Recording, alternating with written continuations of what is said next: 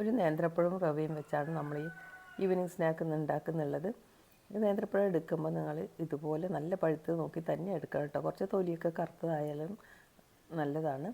ഇനി ഇത് ചെറുതായി ഒന്ന് നമുക്ക് മുറിച്ച് വെക്കാം. ഞാൻ രണ്ടായി പിളർന്നതിന് ശേഷം ഇതുപോലെ മുറിച്ച് വെക്കുന്നുണ്ട്. ഇനി നമുക്കൊരു പാനിലേക്ക് 1 കപ്പ് റവ എടുത്ത് ഇതൊന്ന് വറക്കണം. അധിക സമയമൊന്നും വറക്കണ്ട. ഞാനൊരു മിനിറ്റ് സമയം ഇതുപോലെ വറുത്തെടുത്തിട്ടുണ്ട്. ഇനി ഇത് പ്ലേറ്റിലേക്ക് മാറ്റാം. ഇനി നമുക്ക് അതേ പാനിലേക്ക് 1 കപ്പ് തേങ്ങ കൂടി ഇട്ട് കൊടുക്കാം. ഞാൻ റവ എടുത്ത് അതേ അളവിൽ തന്നെയാണ് തേങ്ങ എടുത്തിട്ടുള്ളത്. ഇനി ഇതും അതുപോലെ തന്നെ ഒന്ന് റോസ്റ്റ് ചെയ്തെടുക്കാം. ഇനി രണ്ടും കൂടി ചേർന്ന് ഇതൊന്ന് പൊടിച്ചെടുക്കണം. തേങ്ങയൊന്നും ബ്രൗൺ കളർ ആവണ്ട കേട്ടോ. നമുക്കൊന്ന് അതിൻ്റെ വെള്ളം ഒന്ന് വറ്റി കിട്ടിയാൽ മാത്രം മതി. ഇനി ഇത് രണ്ടും കൂടി മിക്സിയിൽ ഒന്ന് പൊടിച്ചെടുക്കാം. ഇനി അതേ പാനിലേക്ക് 1 സ്പൂൺ നെയ്യ് ചേർത്ത് കൊടുത്തിട്ടുണ്ട്. അതിലേക്ക് കുറച്ച് ഡ്രൈ ഫ്രൂട്ട്സും നട്ട്സും കൂടി നമുക്കിതൊന്ന് വറുത്തെടുക്കാം. കുറച്ച് വെളുത്തുള്ളി കൂടി ഞാൻ ചേർത്ത് കൊടുത്തിട്ടുണ്ട്. ഇനി ഇതെല്ലാം കൂടി നമുക്കൊന്ന് വറുത്ത് മാറ്റി വെക്കാം. ഇനി അതിലേക്ക് നമ്മൾ നേരത്തെ മുറിച്ച് വെച്ചിട്ടുള്ള നേന്ത്രപ്പഴം ഉണ്ടല്ലോ, അതുകൂടി ചേർത്ത് നന്നായി ഒന്ന് ഇതുപോലെ വേവിച്ചെടുക്കണം. ഞാൻ കുറച്ച് വെള്ളം കൂടി അതിൽ ചേർത്ത് കൊടുത്തിട്ടുണ്ട്. മൂടി വെച്ച് ഒന്ന് വേവിക്കാം. ഇത് പെട്ടെന്ന് തന്നെ ഇതാ വെന്ത് കിട്ടിയിട്ടുണ്ട്. ഇത്രയായാൽ മതി. ഇനി പാനിൽ നിന്ന് നമുക്ക് വേറൊരു പാത്രത്തിലേക്ക് മാറ്റാം. ഇനി ഇത് പാനിലേക്ക് 2 കപ്പ് വെള്ളം ഒഴിച്ചു കൊടുക്കുന്നുണ്ട്. ഈ വെള്ളം ഒന്ന് തിളച്ച് വരട്ടെ.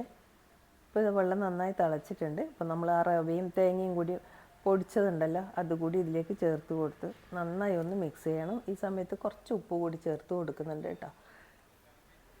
ഇനി നന്നായി ഒന്ന് ഇളക്കി ഇതേപോലെ ഒന്ന് വേവിച്ചെടുക്കണം. ഈ റവയും തേങ്ങയും പൊടിച്ചത് കൊണ്ട് തന്നെ പെട്ടെന്ന് വെന്ത് കിട്ടും കേട്ടോ. ഇനി നമുക്ക് ഇതിലേക്ക് ചേർത്ത് കൊടുക്കാനുള്ളത് മധുരത്തിന് ആവശ്യമുള്ള ഞാനിവിടെ ശർക്കരയാണ് ചേർത്ത് കൊടുക്കുന്നത്. തെങ്ങിൻ ചക്കരയാണ്. ഇതിന് പകരം നിങ്ങൾക്ക് വെല്ലം ചേർത്ത് കൊടുക്കാം, അല്ലെങ്കിൽ പഞ്ചസാര വേണമെങ്കിലും ചേർത്ത് കൊടുക്കാം കേട്ടോ.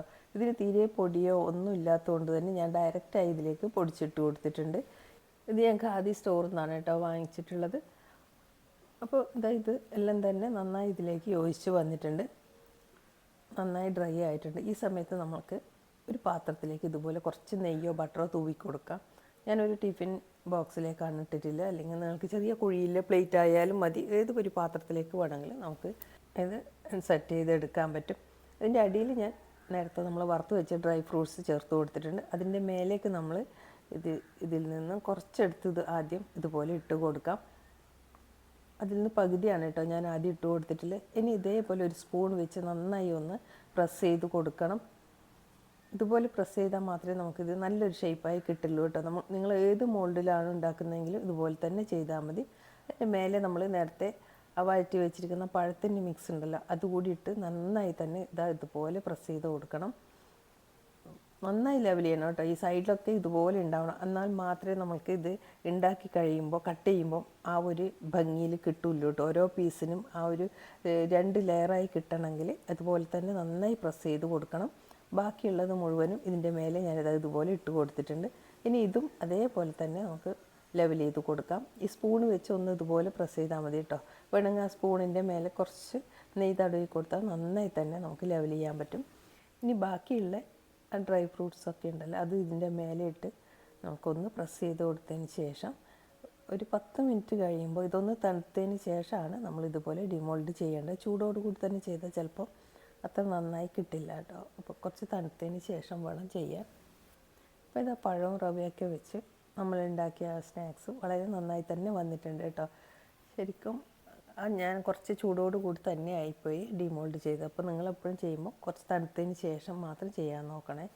ഇത് ഞാൻ കട്ട് ചെയ്തിട്ട് കൂടി നിങ്ങളെ കാണിച്ചു തരാം. വീഡിയോ കണ്ടുകൊണ്ടിരിക്കുമ്പോൾ നിങ്ങൾക്ക് ഇഷ്ടമായെങ്കിൽ ഒന്ന് ലൈക്ക് ചെയ്യാനും എന്തെങ്കിലും ഒന്ന് കമൻറ്റ് ചെയ്യാനും മറക്കല്ലേ. അപ്പോൾ ഇത് നമുക്കൊന്ന് മുറിച്ചെടുക്കാം. ഈ പലഹാരം നല്ല സോഫ്റ്റാണ് കേട്ടോ. സ്കൂൾ വിട്ട് വരുന്ന കുട്ടികൾക്കൊക്കെ നമുക്ക് ഉണ്ടാക്കി കൊടുക്കാനും പെട്ടെന്നൊരു ഗസ്റ്റ് വരുമ്പോൾ നമ്മളെ വീട്ടിൽ റവയൊക്കെ എപ്പോഴും ഉണ്ടാവുന്നതല്ലേ, നമുക്ക് ഉണ്ടാക്കി കൊടുക്കാനും പറ്റിയ ഒരു സ്നാക്ക് തന്നെയാണ് കേട്ടോ. അപ്പോൾ ഇത്രയേ ഉള്ളൂ ഇന്നത്തെ video. Thank you for watching.